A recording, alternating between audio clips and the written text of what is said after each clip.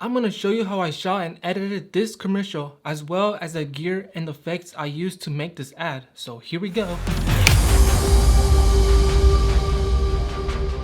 What's up guys, if you're new here, I'm Mauricio, and in this channel I upload videos about filmmaking, photography, tutorials, and I even put some of my edits in here, so make sure you hit that like button down there.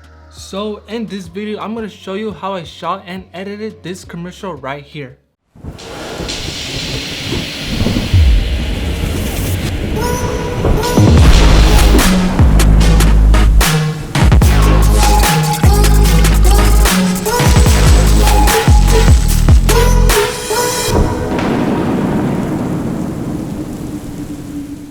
A couple of days ago, I messaged this company named Celicar or C4 Sport, and I asked them if they can send me one of their products so I can shoot a video for them, and they agreed.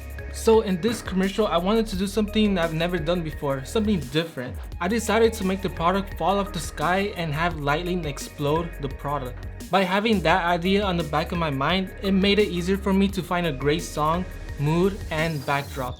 I use Epidemic sound for all of my music and sound effects, and this is not sponsored. I just really enjoy using their tracks, and the price is insane, coming around 15 bucks a month. And the backdrop I chose was a gray brick background, and I got it from Amazon for around 25 bucks. Okay, now for the gear. I use the Canon 80D with the 50mm f1.8. I use this motorized rotator to add more movement on my product, and I got it for 35 bucks on Amazon. I use a total of 4 lights. When shooting on the green screen, I use the newer round light for my key light and 2 LED panels for my green screen. Speaking of green screen, I use the Westcott wrinkle resistant green screen, and for my second set, I use the Godox SL60W with the newer dome and honeycomb grid. And I use 1 LED panel for my backlight. Okay, now that we got the gear covered, let's talk about the shots. For the first clip, I used the green screen, and I wanted to make sure at least I got one shot showing the entire product, so when I'm editing, I can get creative and use that shot, whether that's spinning, rotating, or just making a copy out of it. For the second scene, I got a couple of basic shots showing the product being used, like pouring it in a cup of glass. After I got all the shots, it's time for the editing process, which is definitely where all the magic and creative came from, and it definitely took the longest. Alright, for the first shot, like I said in the beginning, I wanted the product to follow the sky, kind of like it's like a meteorite or something like that. So this is the first shot. So it starts off with just the sky, which I got it from YouTube. I just downloaded it.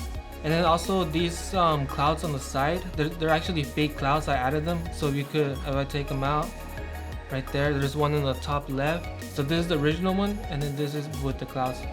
By adding the clouds, I don't know, it just felt kind of empty without the clouds. And then the product is right here. It's gonna come down, and I added motion blur, and then I color graded it so that way it could be more blue, because when it's nighttime the color changes from white to blue. And then the next shot, it's a close-up shot of the product.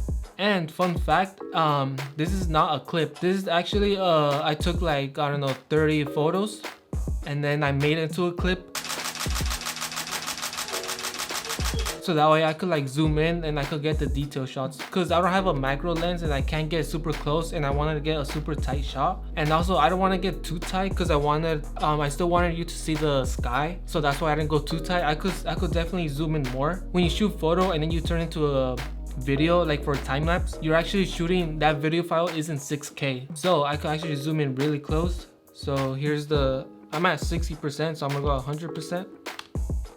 And that's the closest I can go. But I wanted the viewer to see the sky, so that way it makes you feel like it's falling off from the sky, it's continuing. So that's why I just made it zoomed out to 60%. And then the next clip is when it falls. This is the first scene, and from here I wanted to like float in the air and then to spin super fast, and then the lightning like exploded the product. So I'm gonna show you right here. So all I did after this clip, the product falling, I got the green screen footage, I replaced it, I made sure it matches with that clip. I made a float, well, I keyframed it, and then I zoomed in the background, so that way I don't want the desk to show up, I just wanted the wall. And then right here I replaced it with the spinning one, because I actually have two shots. I have two shots, one stationary and one spinning one. So I replaced it with the spinning one. And then as you can tell, the layers up here.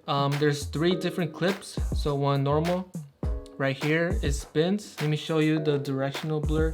So this one is 40% blur, and then the second one is 80%. So I wanted the product to spin quicker and quicker, and then also the music picks up. I'll talk about the sound effects and the music later on, but for now we'll talk about the clips and then the lightnings that'll come. Boom. And that's where the flavor comes out, the blueberry or the blue raspberry comes out. And then after this clip, I think it's the cup of glass. So I drop some ice, some fake ice. And then after that, I pour water. I got a close-up shot. And then after that, I show the pre-workout. I show the pre-workout pouring into the cup. And then after that, I think that's the last shot. Oh, and then this shot, I decided to do a jump cut of the glass getting empty by every single beat. So boom, boom. And then the last shot, I wanted to show the product with the lightning. And as you can see, I added like a white spot or a white frame. This one's only 1 frame and this one's 2 frames. And there we go, that's it. And then the logo is right here. And then also all the effects I got from YouTube, and then I downloaded it on Google. I think it's MP3 converter. They're not the highest quality, but just for the sake of this video, I decided to, like, you know, what the heck. All right, now let's talk about the sound design and music. As you can see, the sound design, there's a lot of sound. I mean, there isn't that much, but I'm gonna play the video with just sound design.